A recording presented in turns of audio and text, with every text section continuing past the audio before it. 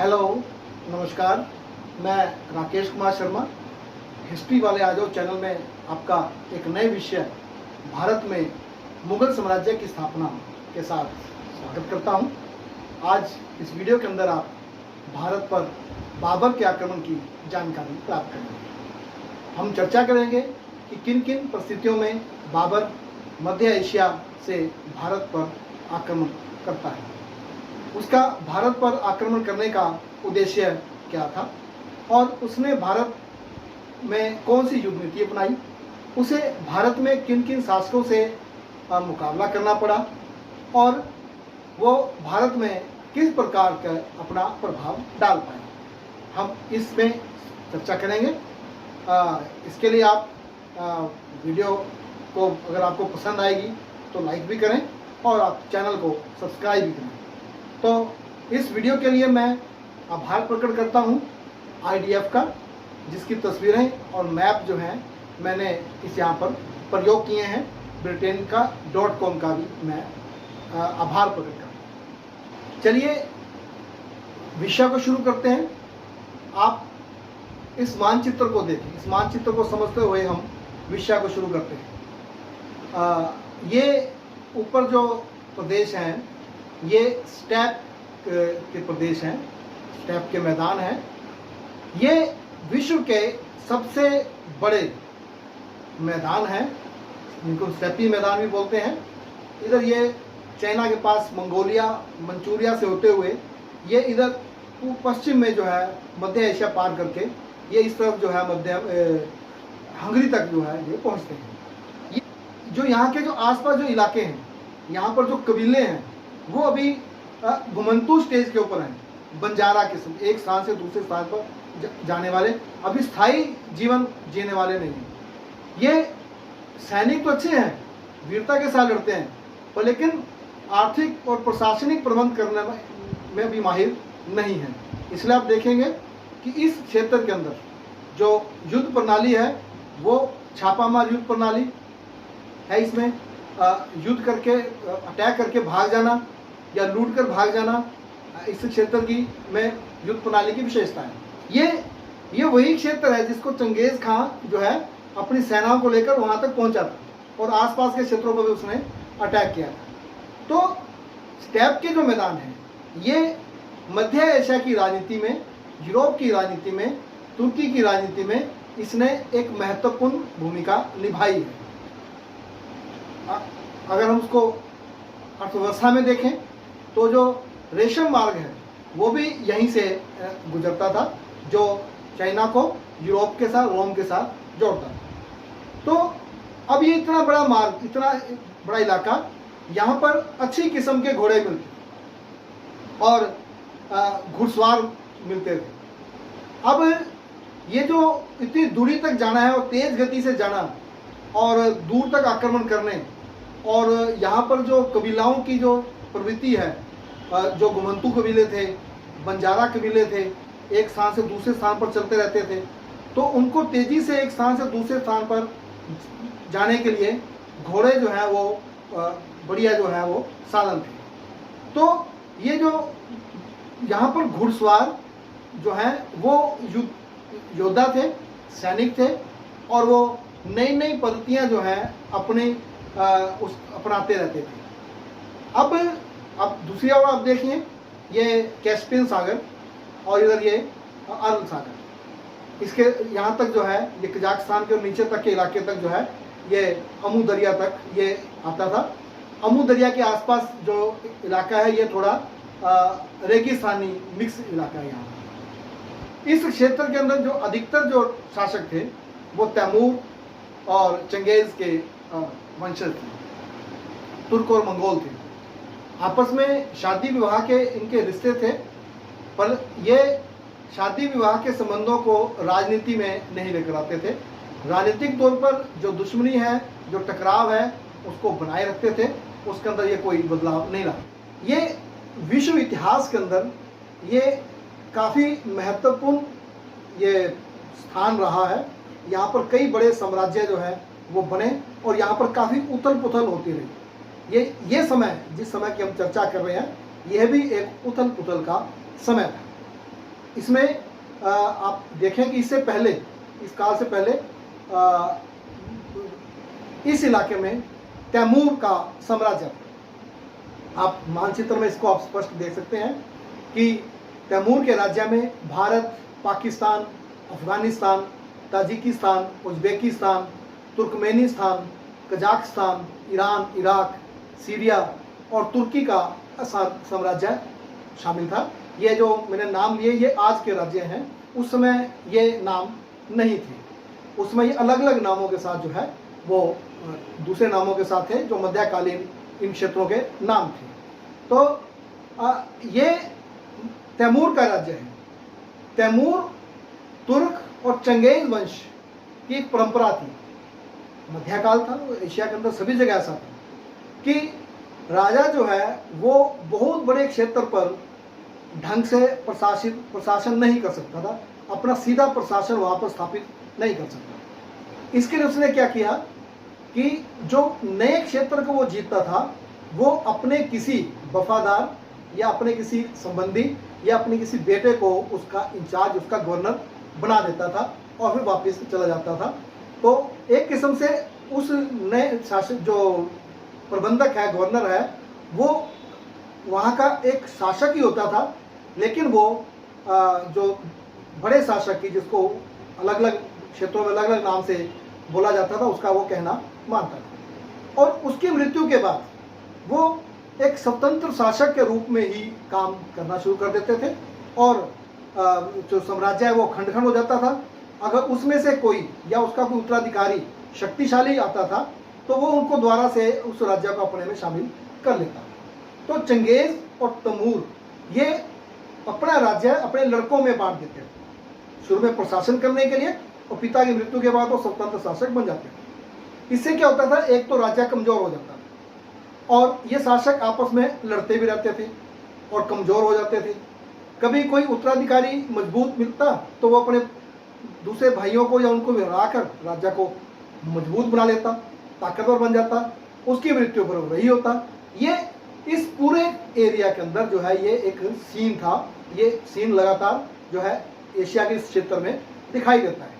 तो बाबर भी उसी प्रक्रिया में जो है मध्य एशिया के अंदर एक शासक है। अब ये इस मानचित्र का फिर एक बार फिर देखिए। ये जो क्षेत्र है ये फरगाना का इलाका है, सैर नदी के आसपास, और ये सैर नदी जो है उधर अरब सागर में जाती है। तो ये देखो बीच में जो हरा जो इलाका है ये मैदानी इलाका है, छोटा इलाका है। यहाँ पर बाबर का जन्म होता है 14 फरवरी 1483 को। यहाँ फरगाना के जो शहर है उसकी राजधानी जो है अंदीजान का नाम। पिता का नाम उमर शेख मिर्जा, मिर्जा पदवी है, उपाधि है। उस समय के जो शासक हैं वो अपने नाम के साथ मिर्जा लगाते हैं। ये तैमूरी परंपरा में के अनुसार है। और माता का नाम कुतलुग निगार जो चंगेज वंश से है और पिता जो है वो तैमूर वंश से है। तो कबीलाई तौर पर वह चगताई तुर्क है, चगताई तुर्क। और उसने जो अपनी किताब लिखी है बाबरनामा, वो हमें ओरिजिनल जो रूप था बाबरनामा जो बाबर द्वारा लिखा गया वो चगताई तुर्की भाषा में लिखी गई है, और जिसको बाद में अबुल फजल में फारसी भाषा के अंदर उसका को लिखा था, अनुवाद किया था। तो ये जो शासक है इनको वहाँ पर मंगोल से मुगल भी कहा जाता था। ये पूरा क्षेत्र था। तो इस क्षेत्र के अंदर आप और देखिए, ये फरगाना का इलाका है और ये समरकंद जो तैमूर की राजधानी थी। ये हेरात का इलाका ये अफगानिस्तान में है, और ये बुखारा, कंधार, काबुल, गजनी, पेशावर, रावलपिंडी, सियालकोट, लाहौर, ये महत्वपूर्ण केंद्र हैं उस दौरान जो पंजाब और अफगानिस्तान के आसपास के इलाकों में, जो अब एक भूमिका निभाएंगे। और ये जो क्षेत्र है ये दिल्ली का इलाका है। तो बाबर जो है मध्य एशिया में फरगाना का शासक था। तो बाबर का जो जीवन है वो हम 3 चरणों में यहाँ पर हम बांट सकते हैं। पहले जब वो फरगाना का शासक है और उसको वहाँ से निर्वासन होता है, 1494 में वो शासक बनता है, 1504 तक वो वहाँ का शासक रहता है। उसके बाद वो काबुल पर आक्रमण करता है और काबुल पर अधिकार कर लेता है। काबुल के अधिकार करने के बाद वो भारत के संपर्क में आता है और पंजाब और उसके बाद पानीपत पर आक्रमण करता है और दिल्ली सल्तनत का खत्म करके भारत में मुगल साम्राज्य की स्थापना करता है। तो ये बाबर के जीवन के 3 होता ये है कि 8 जून 1494 पहले चरण के अंदर उमर शेख मिर्जा जो है अपने मकान की जो छत है उससे गिरकर उसकी मृत्यु हो जाती है। तो बाबर को जो है प्रशासन की जिम्मेदारी मिलती है। उस समय उसकी उम्र जो है सिर्फ 11 वर्ष 4 महीने की है। तो अब जो उसके चाचा हैं या दूसरे जो भाई हैं उनका के साथ संघर्ष है, उमर शेख मिर्जा का उनके साथ संघर्ष है। तो बाबर जो है अपने चाचा अहमद मिर्जा जो उसमें समरकंद का शासक है और उसके सहयोगी महमूद खां के समक्ष समझौता का प्रस्ताव रखता है, लेकिन वो प्रस्ताव को मानते नहीं हैं, फिर भी उसके ऊपर आक्रमण कर देते हैं। बाबर उनके आक्रमणों से फरगाना को बचाने में कामयाब रहता है। अब बाबर जो है वो फरगाना को मजबूत करके अपने साम्राज्य का विस्तार करना चाहता है और उस समय जो है ईरान के अंदर सफाविद का शासन है और मध्य एशिया के अंदर जो है उज़्बेकों का शासन है। उज़्बेक जो है ये तुर्कों के ही एक उसमें से है, कबीले में से है। तो दोनों में टकराव था। सफवी शासक जो है हेरात और आसपास का इलाका उसको खुरासान उस समय बोला जाता था, तो उस पर अपना अधिकार मानते थे। तो बाबर दोनों के बीच में फंसा हुआ था। वो उज़्बेक के साथ भी उसका संघर्ष था और अगर वो उज़्बेक से बचता तो उसका सफवी शासकों के साथ, ईरानी शासकों के साथ संघर्ष था। तो बाबर जो है अब समरकंद पर अधिकार करना चाहता था। उसके पीछे 2 कारण थे। एक तो फरगाना एक छोटा सा राज्य था और दूसरा जो है समरकंद तैमूर की राजधानी थी और समरकंद के शासक अहमद मिर्जा की मृत्यु हो जाने के कारण उसके उत्तराधिकारियों में युद्ध चल रहा था। जैसे मैंने आपको पहले बताया कि शासक की मृत्यु के बाद जो है वो ऐसा संघर्ष शुरू होता है। तो 1496 में अभी बाबर 13 साल का है, उसने समरकंद पर आक्रमण किया लेकिन कामयाब नहीं। अगले वर्ष उसने फिर आक्रमण किया और वो कामयाब हो गया। लेकिन जब वो समरकंद में कामयाब हुआ तो फरगाना में विद्रोह हो गया। तो वह समरकंद छोड़कर वापस फरगाना गया की तरफ बढ़ा, तो उधर समरकंद हाथ से निकल गया और दोनों ही उसके हाथ से निकल गए। ना उसके पास फरगाना रहा ना उसके पास समरकंद रहा। 1498 के अंदर वो फरगाना पर अधिकार करने में कामयाब हो जाता है, परंतु 1500 में वो फिर हार जाता है उसके हाथ से। तो इस प्रकार क्या है कि वो 3 बार जो है इस प्रोसेस में समरकंद को जीतने में और हारने आता है। अब वो मध्य एशिया में असफल एक शासक है, ना वो फरगाना को संभाल पा रहा है ना वो समरकंद की ओर बढ़ पा रहा है। अब वो वहाँ से सफल होने के बाद अफगानिस्तान की तरफ अपनी शक्ति जमाने की सोचता है। अब काबुल जो है वो उसमें अव्यवस्था का दौर है, अशांति है। काबुल को जो है वो समृद्ध राज्यों में उस समय नहीं गिना जाता है। उसने 1504 ईस्वी में काबुल पर आक्रमण किया और ज़्यादा उसका विरोध नहीं हुआ, वो काबुल पर कब्जा करने में कामयाब हो गया। यह उसके जीवन का एक टर्निंग पॉइंट, एक निर्णायक मोड़ था। इससे क्या हो गया, उसके जीवन में एक स्थिरता आ गई, शांति, और उसको वहाँ जो शासन उसने बनाया वहाँ उसको सम्मान भी मिला, उसने अपनी ताकत भी बढ़ाई। अब काबुल पर अधिकार करने के बाद उसने तैमूरी परंपरा का जो शब्द मिर्जा था वो हटाकर पादशाह शब्द यूज किया। पादशाह का मतलब होता है शासकों का शासक, राजाओं का राजा। पाद जो है वो भी शासक है, राजा है, और शाह भी जो है वो राजा है।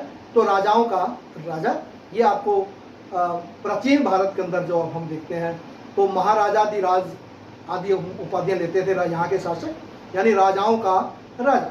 ये शब्द अपने आप में इस बात को बताता है कि बड़े राजा के साथ ही कई छोटे छोटे राजा भी अस्तित्व में रहते थे, जो बड़े राजा की अधीनता को स्वीकार कर लेते थे, और जब बड़ा राजा खत्म हो जाता था तो वो वहाँ से अपने आप को स्वतंत्र रूप बना लेते थे।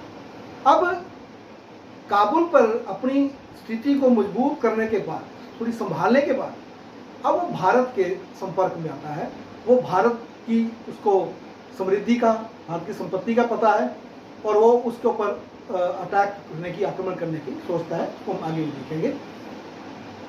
1510 ईस्वी में एक मर्व का स्थान है, वहाँ पर सफाविद शासक, जो हम उसको ईरान बोल दें, ईरान के शाह और शेवानी खान जो उज़्बेक शासक है, उनमें एक युद्ध होता है जिसमें शेवानी शाह की मृत्यु हो जाती है। अब बाबर को जो है फिर एक बार समरकंद का जो है वो स्वप्न जो उसका है वो पूरा करने का मौका लगता है कि मिल गया, तो वो फिर ईरानी फौजों की सहायता से वो समरकंद पर अटैक करता है। अब उसको जीत जाता है, लेकिन अब वो स्वतंत्र नहीं है।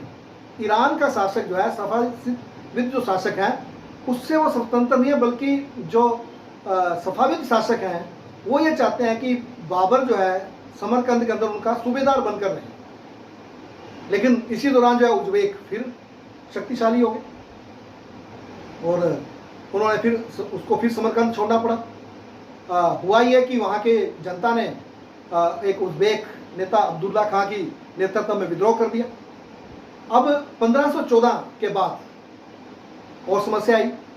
सफवी शासक जो है इस्माइल, उसको उस्मानी सुल्तान ने हरा दिया, यानी कि जो तुर्की का शासन जो मैंने आपको मैप में दिखाया था, उसमें आगे भी उसको दिखाएंगे। जो तुर्की का शासक है उसने सफवी शासक को हरा दिया। अब बाबर ने अब देखा कि अब वहाँ तीसरा भी एक दावेदार आ गया, तो उसने मध्य एशिया की ओर ध्यान देना छोड़ दिया और उसने अपना ध्यान जो है वो भारत की ओर लगाना शुरू कर दिया। तो अब हम देखें कि भारत पर जब बाबर का आक्रमण है, उसके क्या कारण, अगर हम सीधे सीधे पॉइंट में लिखें तो भारत पर बाबर के आक्रमण के क्या कारण। वो हिंदुस्तान शब्द यूज कर रहे हैं इसके लिए, भारत शब्द अभी वहाँ नहीं है। बाबर नामा में बाबर लिखता है, खुद वो भारत पर आक्रमण करने के कारण बता रहा है कि मैंने हिंदुस्तान को जीतने के बारे में सोचना कभी नहीं छोड़ा, पर उसे कभी यह काम हाथ में लेने का अवसर नहीं मिला। क्यों नहीं मिला? कभी तो उसके जो वेग हैं, जो उसके जो कुलीन हैं, उनके बीच में आशंकाएं आ जाती, कभी उसके भाइयों के और उसके बीच में मतभेद हो जाता था, काम रुक जाता था। हाँ, बाबर को भारत की संपत्ति के बारे में पता था और वह उसकी ओर आकर्षित हुआ। दूसरा, बाबर की एक और लालसा थी। मैंने पहले बताया कि काबुल अभी कोई समृद्ध राज्य नहीं है, वहाँ पे मामूली सी आए। अबुल फजल लिखता है कि जो उसका शासन था बदख्शा, कंधार और काबुल में था, जिससे उसकी फौज की जरूरतें पूरी नहीं होती थी, इतनी उसको आमदन नहीं मिलती थी कि उसकी फौज की जरूरतें पूरी हो सके। अगर वो कुछ सरहदी इलाकों में, सीमाई इलाकों में सेना और प्रशासन का जो अगर उसको नियंत्रण करे तो उसकी आमदनी कम थी, खर्चा ज़्यादा। अब जो ये जो मामूली संसाधन है वहाँ पर काबुल के अंदर, उससे बाबर को ये लग रहा था कि वो अपने बेगों और रिश्तेदारों की जो खर्चे हैं उनको पूरा नहीं कर पाए। तीसरा, उसने काबुल पर जो है उज़्बेक हमले की आशंका थी कि जो मध्य एशिया का संघर्ष है वहाँ से कोई शासक काबुल पर आक्रमण कर सकता है। अब ऐसी दशा में वो क्या करे? तो ऐसी दशा में भारत पर अगर शरण ले और उज़्बेकों के खिलाफ कोई कार्रवाई करे तो उसको आधार चाहिए था। वो आधार जो है उसको भारत में मिल सकता है। चौथा, बाबर जो है पंजाब पर अपना अधिकार समझता। उसका कारण क्या था कि पंजाब जो है तैमूर के साम्राज्य का हिस्सा था और वो बाबर जो है तैमूर का वंशज था, इसलिए वो कहता था कि तैमूर का वंशज होने के कारण ये राज्य जो है वो ये हिस्सा मेरा है। बाबरनामा में वो लिखता है कि तैमूर का राज्य होने के कारण इस क्षेत्र पर उसका अधिकार बनता है और उसने उसे ताकत से प्राप्त करने की सोची। अब बाबर जो है वो भारत की ओर आकर्षित है, उसके कारण हमें दिखाई दे रहे हैं। अब उसने जो उत्तरी पश्चिमी सीमा पर जो इलाके हैं वहाँ पर विद्रोही पठान थे, पहले उसने उनको दबाना शुरू किया और जब उसने उनको दबाना शुरू किया, जैसे बाजौर, वो भेरा में 1519 के अंदर उसने उनके ऊपर कब्जा किया। फिर उसने पेशावर पर भी अपना अधिकार कर लिया। फिर इतने में बदख्शा में विद्रोह हो गया, वो वापस चला गया। 1520 में वो सियालकोट पहुंचा, वहाँ पर सैयदपुर पर उसने कब्जा किया और वहाँ के लोगों ने उसका विरोध भी किया और वहाँ से जो है वो लाहौर पहुंचा। तो उसने दौलत खां लोधी को जो है लाहौर का भी गवर्नर रखा और जलंधर और सुल्तानपुर की जागीर देकर फिर वो वहाँ से वापस चला गया। अब जब लाहौर तक बाबर आ गया तो बाबर की जो है दिल्ली के सल्तनत के साथ एक टकराव की स्थिति पैदा हुई, क्योंकि दिल्ली का सुल्तान जो है वो पंजाब को अपना हिस्सा मानता था और उधर बाबर जो है तैमूरी वंश का वंशज होने की वजह से वो पंजाब को अपने अधिकार में मानने के लिए उसको यहाँ तक वो पहुँचता है। अब दोनों में टकराव की स्थिति है। बाबर जो है दिल्ली सल्तनत के अंदर तक आकर दखल दे रहा है। इससे पहले कि हम आगे बढ़ें तो हम पहले उस समय भारत के राजनीति क्या दशा है हम उसका एक चर्चा कर लें, हमें अगला विषय समझने में थोड़ी आसानी रहेगी। मध्यकाल है, मैं बार बार कह रहा हूँ, मध्यकाल की अपनी विशेषताएं हैं। राजाओं के बीच में सीमाओं को लेकर युद्ध नहीं है, किलों को लेकर युद्ध होते थे, धन को लेकर युद्ध होते थे, सीमा के लिए कोई युद्ध नहीं है। तो जब राजनीतिक स्थिति के बारे में बाबरनामा में बाबर खुद लिखता है, जब मैंने हिंदुस्तान पर आक्रमण किया, यहाँ 5 मुस्लिम और 2 काफिर राजा थे। यद्यपि यहाँ पहाड़ी व जंगली प्रदेशों में छोटे छोटे तथा महत्वहीन अनेक राजा व राज्य भी थे। इस स्टेटमेंट को आप जो मैंने कोटेशन में लिखी है आप इसको थोड़ा ध्यान से देखिए। यहाँ पर 2 चीज़ें जो नोट करने की है इतिहास को समझने के लिए, वो यहाँ पर एक तरफ मुस्लिम धर्म की बात कर रहा है और एक तरफ काफिर शब्द यूज कर रहा है, हिंदू धर्म का नाम नहीं ले रहा है, हिंदू शब्द नहीं यूज कर रहा है। दूसरी तरफ वो पहाड़ी और जंगली प्रदेशों में अनेक छोटे छोटे राजाओं की बात कर रहा है। इसका मतलब क्या है कि भारत जो है उसमें एक जैसी शासन प्रणाली नहीं थी, एक जैसे शासक नहीं थे, कोई बड़ा राजा नहीं था। भारत अनेकों छोटे छोटे राजाओं में बटा हुआ था, उनमें कुछ बड़े राज्य भी थे। और भारत के अंदर जो महत्वपूर्ण तथ्य यहाँ से हम निकाल सकते हैं वो ये कि भारत का काफ़ी बड़ा हिस्सा जो है वो कबीलों पर आधारित था, जो अपने अपने मुखियाओं के नेतृत्व में संगठित थे। बाबर के वर्णन में दिल्ली, गुजरात, बहमनी, मालवा और बंगाल ये मुस्लिम राजा बताए गए। विजयनगर व मेवाड़ को जो है काफी राज्य बताया गया। तो राज्यों की बात करें तो दिल्ली सल्तनत जो पर इस समय जो है लोधी वंश के तीसरे शासक इब्राहिम लोधी का शासन है। वैसे 1398 ईस्वी के तैमूर के आक्रमण के बाद सल्तनत जो है वो संगठित रूप नहीं ले पाया। बड़ी संख्या में स्थानीय शासक व जागीरदार जो है वो स्वतंत्र शासक का व्यवहार करना शुरू कर दिया। दिल्ली का जो शासक है वो अपने पूरे राज्य को जो है एक छत्र नहीं कर पाए। अब जो लोधी है इब्राहिम लोधी, उसने एक नया काम शुरू किया। उसने क्या किया, शासन की जो सारी शक्तियां हैं वो अपने हाथ में लेना शुरू कर दिया। अब ये अफगानी राजत्व के सिद्धांत के खिलाफ था। अफगानी राजतत्व के सिद्धांत के अनुसार सभी अफगान सरदार जो है वो समानता के आधार पर थे। हमने बहलोल लोधी का दिल्ली सल्तनत में देखा था, जब उसने बहुत बड़ा सिंहासन बनाने की बात की थी कि ऐसा बड़ा सिंहासन बनाया जाए वह जिसमें जो है सभी जो अफगान सरदार बैठ सकें, तो वो एक समानता की बात। अब जब इब्राहिम लोधी ने शक्तियों का केंद्रीकरण करना शुरू किया, सारी शक्तियां अपने हाथ में लेनी शुरू की, तो जो अफगान सरदार थे उसके खिलाफ हो गए। अब उसने एक और काम किया, उसने बड़ी संख्या में पुराने कुलीनों को वहां से हटा दिया, उनको सजा भी दी। इससे कुलीन भी उसके खिलाफ हो गए।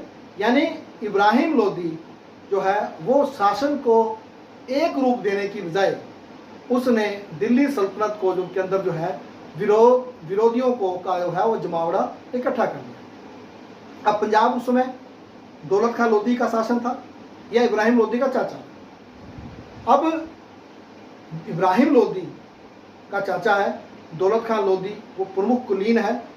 अब उसको अपनी जान का खतरा है इब्राहिम लोधी से, इसलिए वो जहीरुद्दीन बाबर को जो है वो काबुल, जो उसमें काबुल का शासक था, इब्राहिम पर आक्रमण करने के लिए निमंत्रण देता है। उसने ये सोचा कि बाबर भारत पर आक्रमण करेगा, लूटपाट करेगा, लोधी को हरा देगा और वापस चला जाएगा और वो उसके बाद दिल्ली पर अधिकार कर लेगा। पर बाबर की योजना कुछ और ही थी। दूसरा प्रदेश जो है वो मालवा का प्रदेश, ये मालवा का प्रदेश मध्य प्रदेश और गुजरात की सीमा, ताप्ती नदी और नर्मदा नदी के बीच का ये पठारी क्षेत्र है। यह गुजरात और उत्तर प्रदेश, उत्तर भारत के बीच और उत्तर भारत और दक्षिण भारत के बीच का मार्ग है, राजमार्ग है। यहीं से जो है आप दक्षिण भारत में या गुजरात में जा सकते हैं। मोहम्मद महमूद द्वितीय जो है यहाँ का शासक था, परंतु इस समय जो है वो कमजोर शासक था। जो सारी शक्तियाँ हैं वो मेदिनी राय के पास थी, जो यहाँ का सरदार था और उसने सारी शक्तियों पर नियंत्रण किया हुआ। गुजरात ये अपने हस्तशिल्पियों की वजह से मशहूर था। बड़े उत्तम क्वालिटी, उत्तम कुशलता के साथ यहाँ के शिल्पकार थे और बंदरगाहें बड़ी अच्छी थी, फली हुई थी और मिट्टी जो है वो उपजाऊ थी है यहाँ की। इसके कारण यह जो है गुजरात जो है वो दिल्ली सल्तनत का सबसे सुप्रसिद्ध समृद्ध प्रांत था, उनमें से एक था। गुजरात पर जो है इसमें बहादुर शाह का शासन था और ये जो बहादुर शाह की गणना जो है भारत के महत्वपूर्ण शासकों में की जाती है। लेकिन मालवा के शासक के साथ इसकी तीखी दुश्मनी थी, जिससे दोनों राज्य जो है वो क्या हो गए, कमजोर हो गए और उत्तरी भारत की राजनीति में अपनी भूमिका निभाने में कामयाब ना हो सके।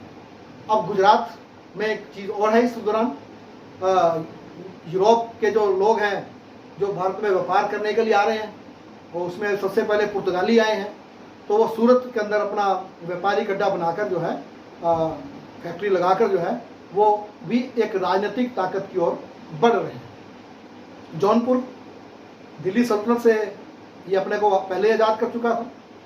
इसके सुल्तानों को शर्की बोला जाता है।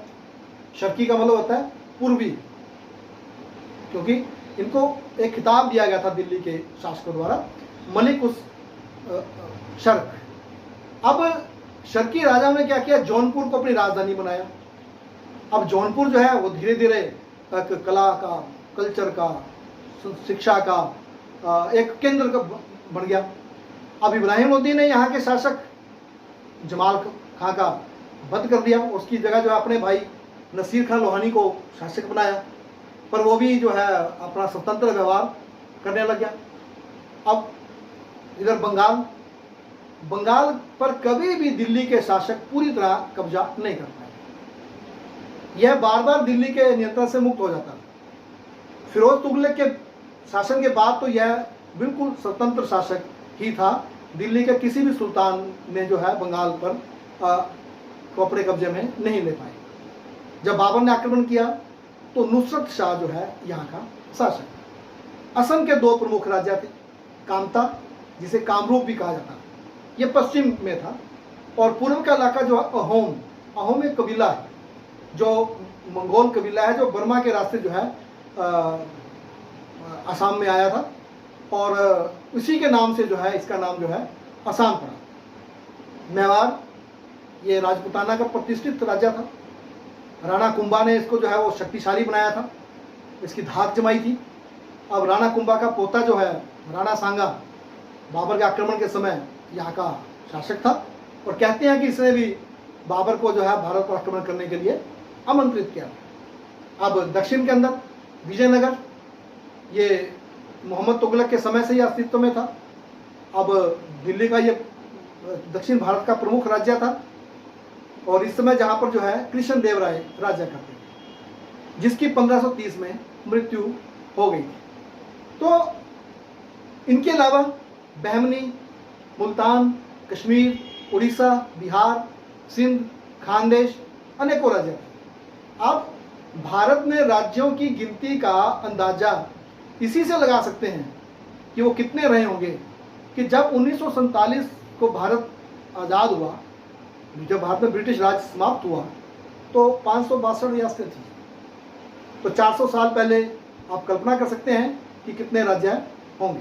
1524 ईस्वी में बाबर लाहौर के लिए चला, उसे पता लगा था कि इब्राहिम लोदी की सेना ने दौलत खां लोदी को लाहौर से भगा दिया है। जब वह लाहौर पहुंचा उसने पाया कि लोदी की सेना जो है वो वहाँ से जा चुकी थी और वहाँ पर जो छोटी सैनिक टुकड़ी थी वो बाबर की सेना उस टुकड़ी को भगा दिया।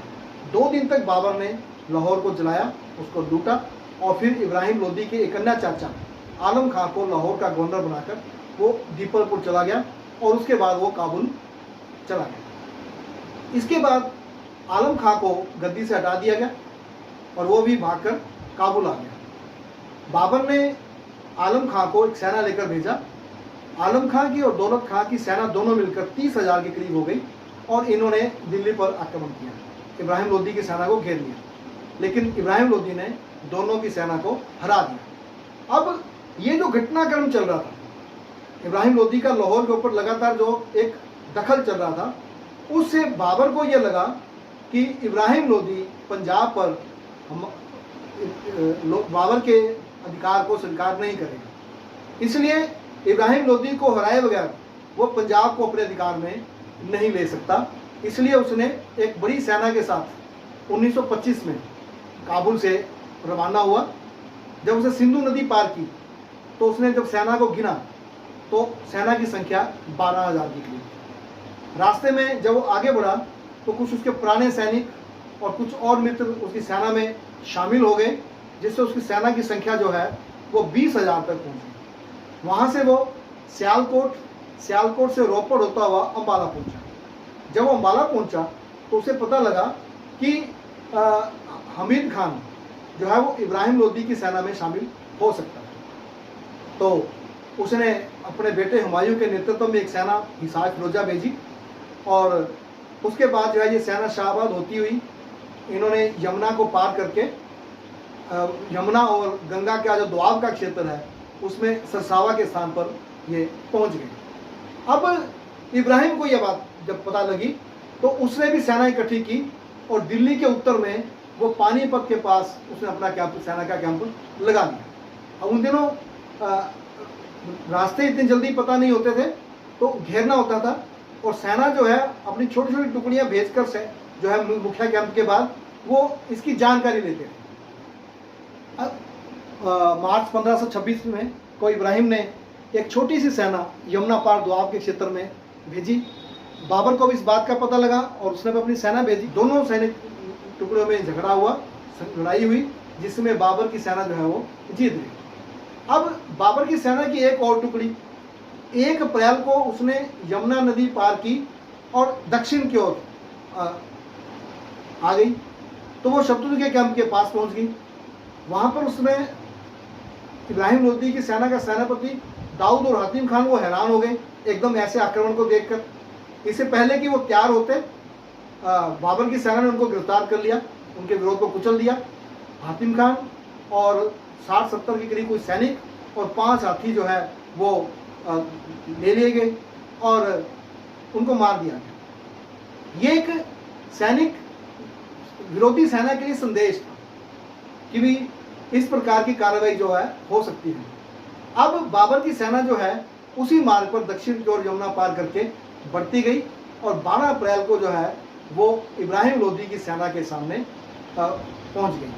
अब यहाँ पर बाबर को इब्राहिम लोदी की एक बड़ी सेना का पता लगा तो उसने क्या किया, प्रतिरक्षा के आक्रमण की जगह उसने प्रतिरक्षा के तरीके ढूंढने शुरू किए। आगे बढ़ने से पहले हम एक बार दोनों की सेना की तुलना कर लें कि इब्राहिम लोदी और बाबर की सेना की जो संरचना थी उसकी बनावट थी वो किस प्रकार की। जैसे दिल्ली सल्तनत की सेना पहले परंपरागत रूप से ये घुड़सवार सेना पर आधारित थी। हाथी और घोड़े जो हैं वो शक्ति के मुख्य स्तंभ थे। सेना का मुख्य भाग जो है वो हाथी सेना और घोड़े के ऊपर था। राजा के नियंत्रण में सीधे नियंत्रण में छोटी सेना होती थी और जो उसकी सेना का बड़ा हिस्सा है उसमें अफगान मुखिया, जागीरदार और बीच में लुटेरे जो है वो युद्ध के बाद लूटपाट करने के लिए वो भी शामिल हो जाते हैं। बारूद का प्रयोग नहीं था। बारूद को हिंदुस्तान में उसमें जाना जाता था लेकिन उसका प्रयोग जो है आतिशबाजी में और किलों को तोड़ने के लिए होता था, हथियारों में उसका प्रयोग नहीं होता। लोदी की सेना में 50,000 सैनिक थे, 400 हाथी थे और 25,000 घुड़सवार थे। लेकिन जो लोदी की सेना है वो स्टैप के मैदानों में जैसे योद्धा नहीं थे। स्टैप के मैदानों में तो घुड़सवार सैनिक जो है वो अलग प्रकार के थे। वे घोड़े से तीरंदाजी नहीं कर सकते थे, वो जानते नहीं थे उसको। उनके पास भारी भरकम घुड़सवार सेना थी और यही सेना जो है उनका धार थी। अब ये तस्वीर के अंदर जो है भाले बर्छे के साथ एक अफगान सैनिक को देख सकते हैं। ये कवचधारी जो घुड़सवार गोरी जो है ये गोरी के समय से ही सल्तनत का हिस्सा था। ये गोरी के आक्रमण के समय जो गोरी को भारत में विजय मिली तो उस समय के सैनिक जो है इस प्रकार के थे, लेकिन अभी तक ये वैसे ही चले आ रहे थे। कवच के अलावा इसमें कोई परिवर्तन नहीं हुआ था। लेकिन तुर्क जो है अब दिल्ली के शासक नहीं थे, परंतु जागीरदार और जो स्थानीय शासक थे वो इस प्रकार की घुड़सवार सेना रखते थे। वो ढाल, बर्छा, भाला, कृपान के साथ होते थे। और ये देखिए इब्राहिम की सेना में कवच वाले हाथी जिनकी संख्या 400 थी। ये एक किस्म के चलते फिरते किले थे। मंगोलों के खिलाफ अलाउद्दीन खिलजी जब इसको यूज करता है तो ये महत्वपूर्ण सिद्ध होते हैं, परंतु चंगताई मंगोलों के खिलाफ ये वैसा नहीं कर पाए। पैदल सेना, बिना कवच की सेना, ये उनको ज़्यादा सम्मान भी नहीं है। पैदल सैनिक जो है वो कुल्हाड़ी, तलवार, भाले, धनुष के साथ होते थे। युद्ध नीति आप देखिए, आपको ये तस्वीर से नजर आएगा। परंपरागत रूप से सेना को 5 भागों में बांटते थे। एक हरावल दस्ता जो आगे की ओर है, जो डॉट डॉट में आपको दिखाई दे रहा है, ये वैन गार्ड आगे रहता था। दायां भाग, बायां भाग, मध्य भाग और फिर पीछे भाग। 5 भाग सीधे हैं। सुल्तान जो है वो मध्य भाग में घुड़सवारों के साथ होता है। अब ये जो कॉमन जो प्रैक्टिस थी उस समय वो क्या था, छोटे छोटे छापा या मुठभेड़ करना शत्रुओं के साथ। तो कुल मिलाकर जो दिल्ली सल्तनत की सेना थी उसका काफ़ी बड़ा हिस्सा विभिन्न सरदारों, जागीरदारों, मुखियाओं की सेना का बना हुआ था। वे ना तो पूरी तरह से निपुण थे और ना ही अनुभवी थे, ना ही उनके अंदर अनुशासन था। सारी सेना एक जैसी नहीं थी। तो उनका मध्य एशिया के अंदर जो उस समय जो नई युद्ध पद्धति विकसित हुई थी उनसे उनका परिचय नहीं था। अब दूसरी तरफ मुगल सेना, उसमें तुर्क, मंगोल, ईरानी और अफगान थे। अनुभवी योद्धाओं की सेना थी। जो ये सेना जो है बाबर के साथ पिछले 1 दशक से कि ज़्यादा समय से युद्ध अभियान में शामिल थी। सेना और सेनापति आपस में एक दूसरे से परिचित थे, उनमें समानता की भावना थी। बाबर के साथ इकट्ठे बैठकर वो खाना खा सकते, इतनी समानता की भावना। इकट्ठे बैठकर युद्ध नीति की चर्चा करते थे, योजना बनाते थे, जबकि सुल्तान की सेना में ऐसा नहीं था। इस सेना में तैमूर घुड़सवार तीरंदाज थे जिनसे अफगान सैनिक परिचित नहीं थे। एक और इम्पोर्टेंट बात, ये घर से दूर थे और जहां युद्ध में हार का मतलब क्या था, मृत्यु थी। अब सेना की टुकड़ियां थी, वो 10, 50, 100, 500, 1000 में संगठित थी। दस्ता बोला जाता है, सैनिक दस्ता, 10 का। तो घुड़सवार सैनिक जो है वो पूरा कवच पहनते थे, परत वाले कवच प्रयोग में थे। आप धनुष में तस्वीर में आप देख सकते हैं कि किस प्रकार घुड़सवार धनुषधारी जो हैं थे, जो सेना को मजबूत बना रहे हैं। और अफगानों के पास भी अच्छे धनुषधारी थे, दिल्ली सल्तनत के पास भी, परंतु वे भारी कवच और युद्ध सामान पर निर्भर रहते थे। अब मुगल सैनिक जो है वो नई युद्ध नीति है, वो घात लगाकर, छिपकर हमला कर रहे हैं, छापा मारना, झूठ मूठ में वो युद्ध के मैदान से भागने का दिखावा करेंगे और फिर वापस आकर अटैक करेंगे। उनके पास जो मुख्य जानलेवा हथियार था वो था टर्को मंगोलिया कंपोजिट बो। तस्वीर में आप देखें, ये एक नए प्रकार का धनुष था। एक अनुभवी तीरंदाज 20 सेकंड में 6 निशाने लगा सकता था, जो कि 70 से 100 गज की दूरी तक पहुंचते थे। बाबर इसको जो है अपनी सेना के शुरू में रखता था। अब ये जो तैमूरियन जो घुड़सवार तीरंदाज है, इनके पीछे पूरी तरह कवच से ढके पैदल सैनिक होता है, जिसे शमशीरबाज कहा जाता है। शमशीर तलवार को बोलते हैं, लेकिन वो सीधी तलवार नहीं, जो तीखी तलवार होती है, जो टेढ़ी तलवार है, उसको शमशीर बोला है, शमशीरबाज होता है। अब इस शमशीरबाज के पास ढाल है, तलवार है, धनुष।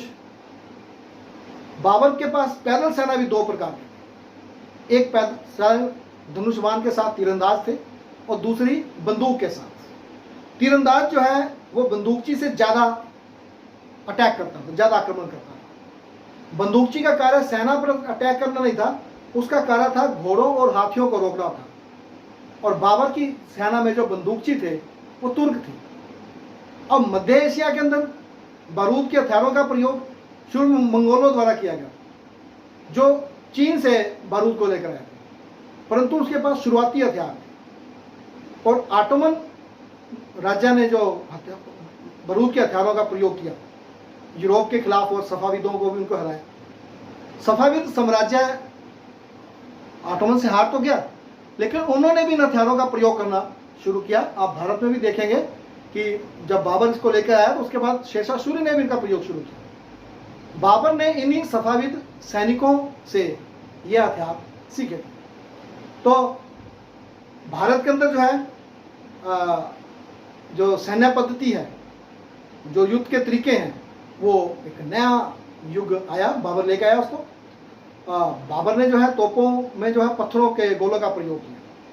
पत्थर तो हैं बहुतायत में मिल जाते हैं, आसानी से मिल जाते हैं, परंतु इसको तोप के गोले का आकार देना, इसमें मेहनत लगती थी, धातु महंगी होती थी। इसको बनाना आसान था, लेकिन धातु महंगी मिलती थी। पत्थर के गोले लोहे के गोलों से मजबूत नहीं होते थे और वे कम शक्ति का वार करते थे। लोहा जो है वो ज्यादा शक्ति का वार। बाद में क्या हुआ, इसके अंदर क्या सुधार हुआ, जो धातु के गोले हैं उनको खोखला भी रखा जा सकता है, और बाद में जो है उस खोखले में जो है बारूद भर के जो है वो गोला फेंका जाता था, दागा जाता था, वो आगे जाकर जो है विस्फोट करता था। जब पानीपत का युद्ध हुआ तो बाबर के पास उसमें 20 तोपें थी।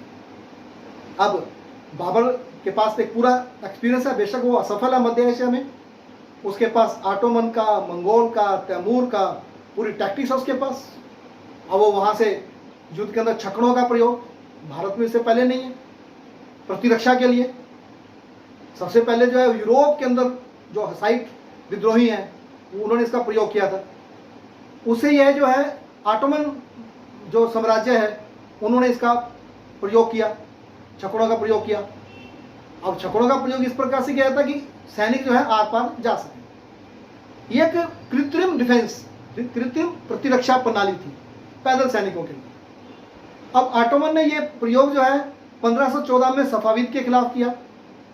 अब यहाँ पे जो है तुर्की के जो बंदूकची थे वो ये चीज सीख कर आए, और बाबर की सेना में जब वो आए तो बाबर को भी इस टेक्निक का पता लगा। अब जो ये सेना है बाबर की, सेना में तैमूर घुड़सवार है और घुड़सवार तीरंदाज हैं जिनसे अफगान परिचित नहीं थे। फिर तुलुगमा पद्धति, इसमें क्या है कि जो सेना है उसको टुकड़ों में बांट दिया जाएगा एक दूसरे की सहायता के लिए। अगर एक संकट में आएगा तो दूसरा उसको कूदेगा। अब ये जो टुकड़ियां हैं ये आसानी से दाएं बाएं आगे पीछे जा सकती थी, विरोधी को घेर सकती थी। अब बाबर ने ये तुलुगमा पद्धति जो है उज़्बेकों से सीखी थी।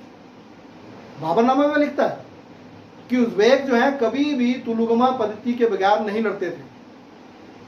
अब जो है बाबर का जो युद्ध रचना है, युद्ध नीति के अनुसार उसने सेना को 4 भागों में विभाजित किया। आगे जो है वो हरावल, वैनगार्ड, सेंटर और उसके पीछे, और बायां और दायां।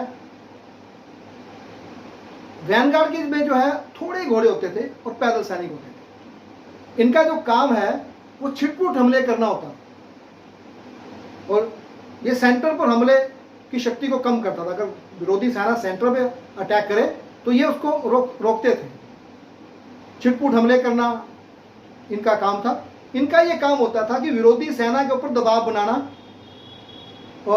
उनकी योजना को विफल करना, और फिर वापिस आके अपनी सेना में शामिल हो जाना। मध्य में सबसे ज्यादा सेना होती थी और इसमें सेना का मुख्यालय, सेना प्रमुख, उसके रक्षक होते थे। और हरावल दस्ता जो है, वैनगार्ड, वापिस आके इन्हीं के साथ मिल जाता था। और उसके पीछे जो होते थे वो छोटे रियर गार्ड, वो रिजर्व सैनिक होते थे। उनका काम जो मुख्यतः जो होता था वो सामान उठाना होता था। अब ये जो साइडों में जो यूनिट बनाए गए, जो दस्ते बनाए गए थे, इनके पास जिम्मेदारी होती थी तुलुगमा को करने की और दुश्मन को चारों तरफ से घेरने की। जो तुलुगमा काम करने के लिए जो सैनिकों की टुकड़ी होती थी, उसमें कुशल अनुभवी घुड़सवार होते थे, खासकर तीरंदाज होते थे। इनका कार्य विरोधी सेना को पीछे से घेरना था और जब वह या तो ठहरी हो या भाग रही हो तो पीछे से उसको ये घेर लेते थे। तो अब 14 अप्रैल को जो है दोनों सेनाएं आमने सामने पानीपत के अंदर। अब आप तस्वीर में देखें जरा, दोनों सेनाएं जो है आमने सामने हैं। छकड़ों को बांधने के लिए जो है गीला चमड़ा प्रयोग किया गया और बीच बीच में 100 और 200 गज की दूरी के बीच में जगह छोड़ी गई है ताकि घुड़सवार सैनिक पीछे से आगे और आगे से पीछे जा सके। और हर गैप के ऊपर जो है तीरंदाज बंदूकची हैं जो अपनी सेना को जाने और आने तो देंगे, लेकिन विरोधी की सेना अगर अंदर आएगी तो उससे उसकी रक्षा करेंगे। अब बाबर की जो योजना थी वो ये थी कि इब्राहिम की सारी सेना जो है वो बीच में पहुंच जाए और उसको चारों ओर से घेर लिया जाए। वो उसने किया, ये हुआ। उसने सारी सेना जो है वो चारों ओर से घेर ली, घेर गई उसकी सेना। अब जब सारी सेना गिर जाएगी तो बंदूकची, तीरंदाज, घुड़सवार हमले में फंस जाएंगे। बाबर ने दाएं हिस्से में हुमायूं, चीन तैमूर जो है वो हरावल था, सुल्तान मिर्जा बाएं था और तुर्क उस्ताद अली कुली खां जो है वो तोप खाने का इंचार्ज। अब बाबर ने एक मजबूत किलेबंदी की थी। अब इब्राहिम लोदी को इसकी जानकारी नहीं थी। देखो, अगर ये जो व्यू रचना है जो बाबर ने बनाई, एक तरफ जो है पानीपत की दीवार है, एक दीवार है, फिर खाई है, फिर उसके छकड़े हैं, छकड़ों के आगे खाइए हैं, साइड में फिर खाई है और पीछे जो है उसकी तुलुगमा जो है वो दस्ता खड़े हैं। और जो छकड़े हैं उनके पीछे जो है वो छाती तक ऊंचे चबूतरे हैं, उनके पीछे जो है बंदूकची बैठे हुए हैं। तो अगर इब्राहिम लोदी अटैक ना करता, ये किस दशा की युद्ध नीति है, कोई आपके ऊपर अटैक करे, अगर इब्राहिम लोदी को इसकी जानकारी होती, वो अटैक ना करता तो सारी जो युद्ध नीति थी बाबर की वो क्या हो जाती, फेल हो जाती। लेकिन अब ये युद्ध नीति तभी कामयाब होनी थी जब इब्राहिम लोदी की सेना उसके ऊपर अटैक कर। अब बाबर ने का जो वैनगार्ड है वो इसीलिए था। वैनगार्ड जो है वो शत्रु की सेना के पास जाकर और उसको छोटे मोटे हमले करता है उसके ऊपर आगे तक जाकर, और फिर वहां से डर के भागने का बहाना करता है।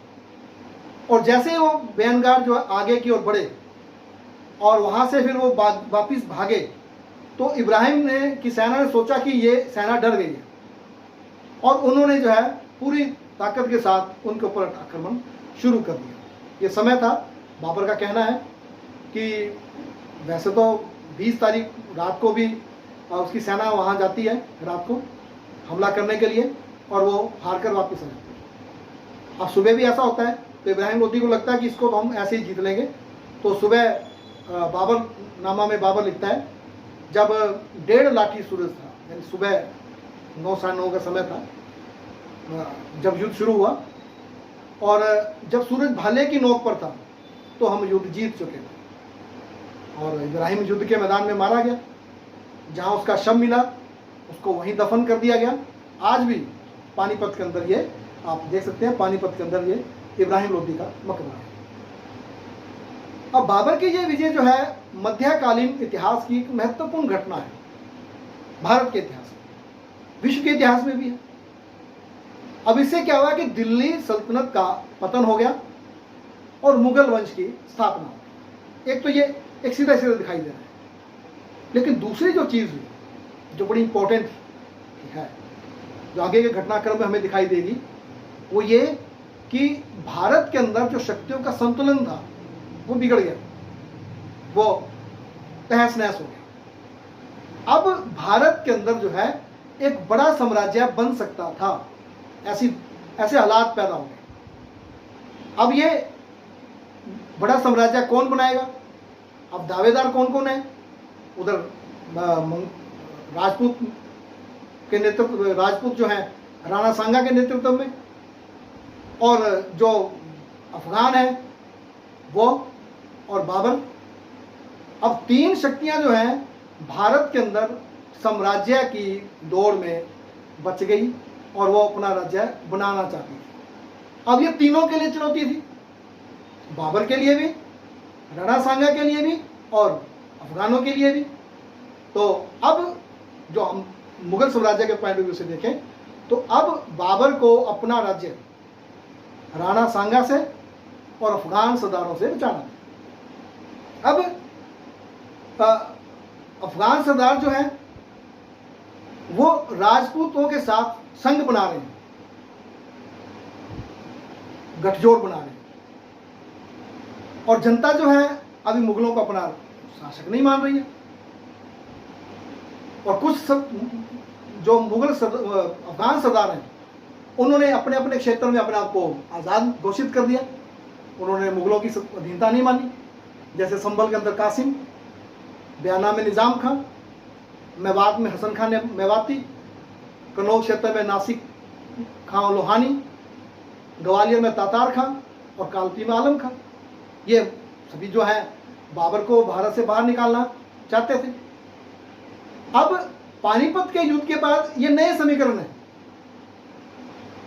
सांगा के नेतृत्व में एक संघ बना जिसमें 7 राजा 104 सरदार थे, जिसमें मुखिया जो है सुल्तान महमूद लोधी, ये इब्राहिम लोधी का छोटा भाई जो अब दिल्ली का अपने आप को वारिस मान रहा है, दिल्ली सल्तनत का। हसन खां मेवाती प्रमुख थे। लगभग हर राजपूत शासक ने, जो राजपूताना के अंदर जो शासक थे, अनेकों शासक, अपने सैनिक दस्ते जो हैं राणा सांगा की सपोर्ट में भेजे। और उधर पूर्व के अंदर बंगाल और बिहार के अंदर नुसरत शाह जो है वो अफगानों को इकट्ठा करने में लगा।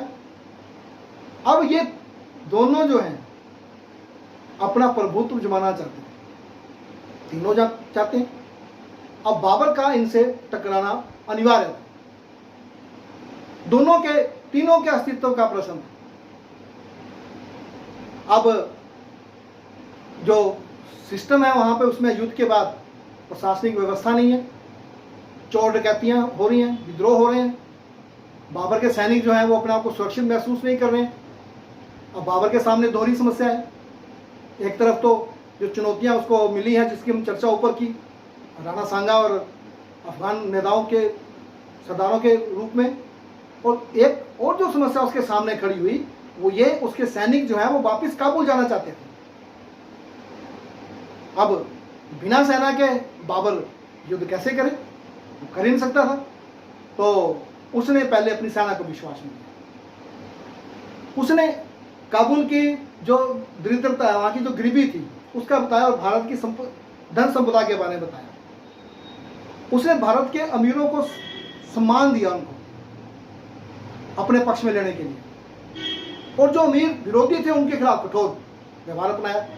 इससे क्या हुआ? जो विरोधी थे वो राणा सांगा की तरफ चले गए। अब बाबर ये जान गया कि राजपूतों को की शक्ति को खत्म किए बगैर भारत में वो टिक नहीं सकता है। और उधर जो है वो राणा सांगा भी जो है बाबर को भारत से बाहर निकालना चाहता था। अब दोनों एक दूसरे के ऊपर विश्वासघात का आरोप लगा रहे हैं। बाबर का आरोप था कि राणा सांगा ने युद्ध में निमंत्रण के लिए निमंत्रण दिया था, लेकिन पानीपत के युद्ध में बाबर की सहायता नहीं की।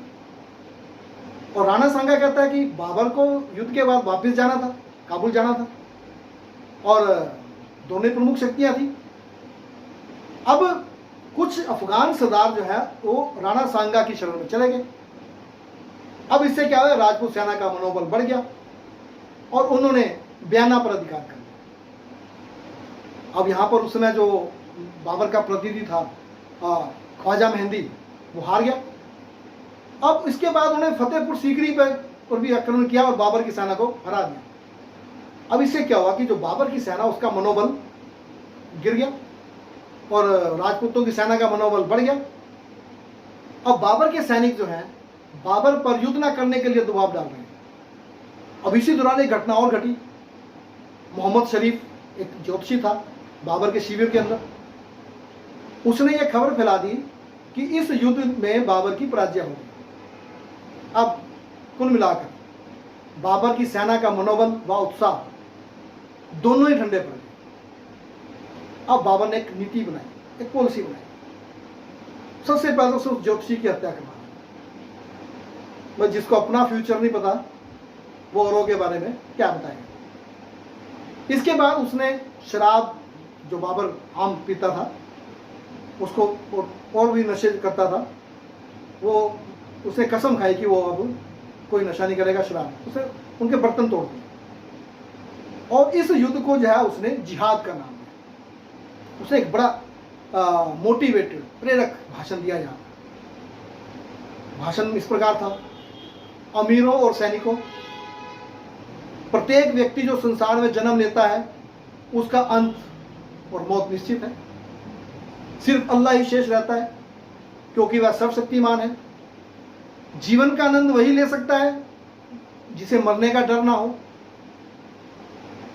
इस युद्ध में मारे गए तो गाजी कहलाएंगे, अन्यथा जीत गए तो संसार का भोग करेंगे। आओ हम सब कुरान शरीफ की कसम उठाएं कि हम तब तक लड़ेंगे जब तक शरीर में प्राण है। हम किसी भी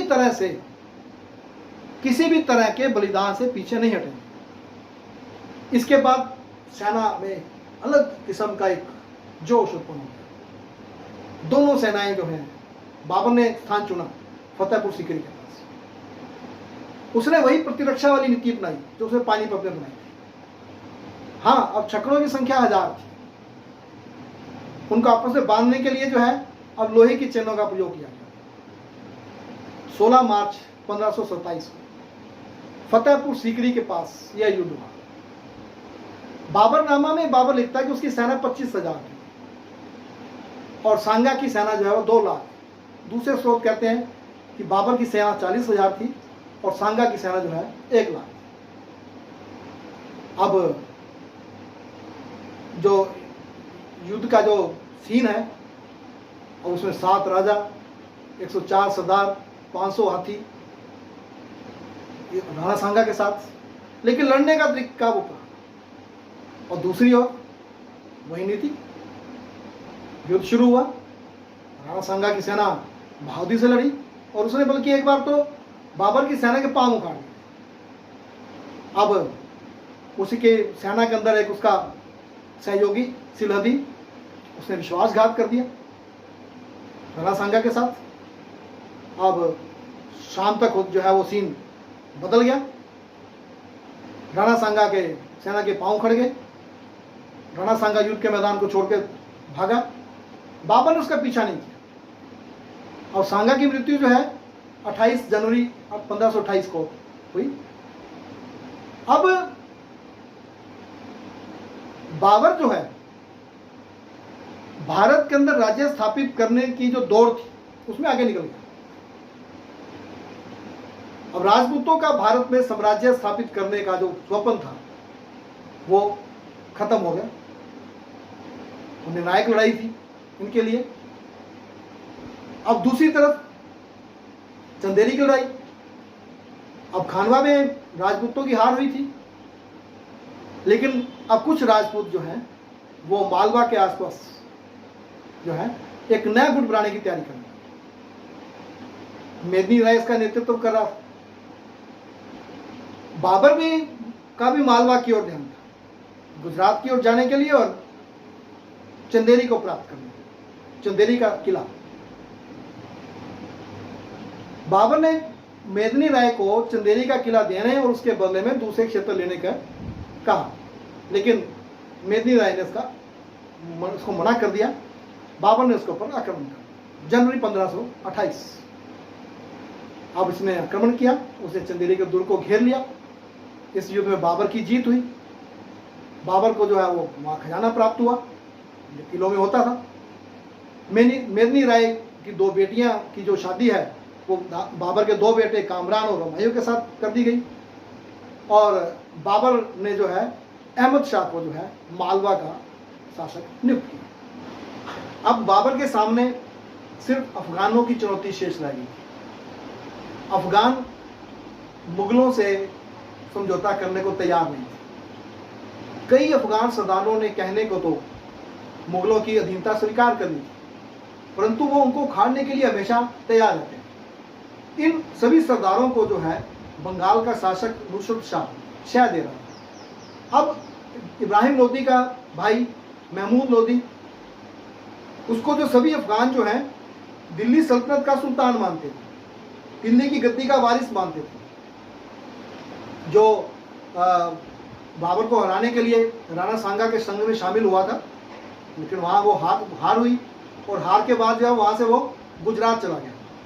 गुजरात के बाद वो जो है वहाँ बुंदेलखंड की ओर रुककर सही मौके की तलाश करने लगा। और इधर पूर्व के अंदर जो है अफगानों ने, जौनपुर और बिहार के जो अफगान हैं, इन्होंने महमूद लोदी को अपना नेता स्वीकार कर उसको संदेश भेज दिया। और जब वो महमूद लोदी जौनपुर की तरफ आया तो अफगान नेताओं ने उसका का जोरदार स्वागत किया। अब यहाँ पर एक नई पोजीशन बन गई, सिचुएशन ये बन गई कि जो शर्की के शासक हैं और जो बिहार का जो शासक है, ये लोदी से सहमत नहीं थे। अब इससे क्या क्या बना हुआ, कहने को तो उन्होंने महमूद लोदी को अपना नेता मान लिया, पर वो अंदर ही अंदर जो है उसका विरोध कर रहे थे। अब बाबर को ये सारी घटनाओं का पता लगा, तो वो मालवा चंदेरी से सीधे कन्नौज पहुंचा और एक तीखी लड़ाई हुई यहाँ पर अफगानों के साथ, और उसने कन्नौज जौनपुर को छोड़कर बाकी के इलाकों को उसने क्या किया, अपने अधिकार में ले लिया और वापस जो है वो आगरा चला गया। अब इस जो तरफ जो है स्थिति काफ़ी डावाडोल थी। बाबर जो है इसका एक स्थायी हल चाहता था, इसका एक परमानेंट सोल्यूशन निकले।